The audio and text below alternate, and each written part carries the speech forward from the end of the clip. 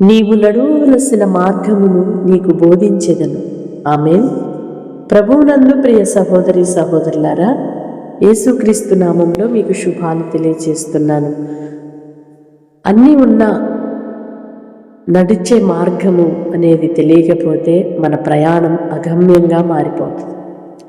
కనుక నీవు ఏ మార్గము గుండా నడవాలి, ఎలాగూ నీ ప్రయాణమును కొనసాగించుకోవాలో, నీ గమ్యం ఏమై ఉన్నదో అది ఎరిగి తెలుసుకొని నడుచుకోవాలి అనేది ప్రాముఖ్యమైన విషయం.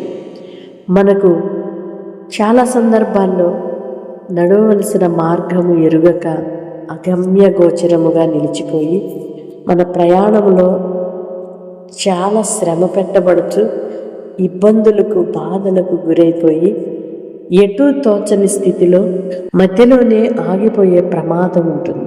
కనుక ప్రియ సహోదరి, దేవుడు నీ మీద దృష్టి ఉంచి నీకు ఆలోచన చెప్పి నీవు ఎలాగో నడుచుకొనవలెనో అట్టి మార్గములను బోధించెదను అని వాగ్దానం చేశారు.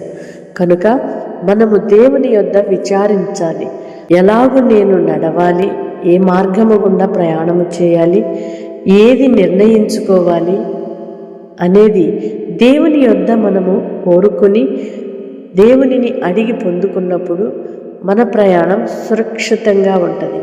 అందుకే నీ పాదము తొట్టిల్లకుండా ఆయన నిన్ను కాపాడుటకు తన దూతలను పంపించి అని వాక్యం మనం చూస్తున్నాం. అవును, మన పాదము తొట్టిల్లిపోకుండా మన మార్గము తిన్ననిదిగా చక్కనిదిగా ఉండాలి అంటే దేవుడు మనకు ఆలోచనకర్త అయి ఉండాలి, మనకు బోధపరచువాడై ఉండాలి.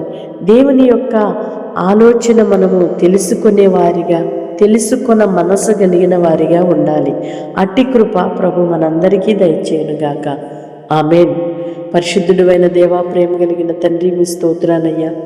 ఎటు నడవాలో, ఏం చేయాలో, ఎలా నిర్ణయించుకోవాలో, ఏ మార్గము గుండా మేము పయనించాలో ఎరుగని స్థితిలో అనేక జీవితాలు మధ్యలోనే ఆగిపోతూ, తొట్టిల్లిపోతూ, పడిపోతూ, సొమ్మసిల్లిపోతూ, దిగజారిపోయే పరిస్థితులు ఎన్నో కనబడుతున్నాయి. తండ్రి, ఈ జీవ మార్గములో మేము కుడి ఎడమలకు తొలగిపోకుండా, తప్పిపోకుండా నడుచుటకు మీ కృప దయచేయండి. మీ మార్గములలో మేము నడవాలయ్యా. మీ మార్గములు మాకు బోధించండి నాన్న. మేము నడిచే మార్గము అది మా దృష్టికి మంచిగా ఉండట కాదు, కానీ నీ దృష్టికి మేలైనది, మీ దృష్టికి ఇష్టమైనదిగా ఉండాలయ్యా. మీకు ప్రియమైనదిగా ఉండాలి నాయన. మీ కృప దయచేయమని యేసు నామములో ప్రార్థిస్తున్నాను తండ్రి. ఆమేన్. దేవుని కృప మీకు సమృద్ధిగా కలుగునుగాక. ప్రియ సహోదరి సహోదరుడా, నీ మార్గమును దేవునికి అప్పగించుకో. ఆయన నిన్ను తిన్నగా నడిపిస్తాడు. God bless you.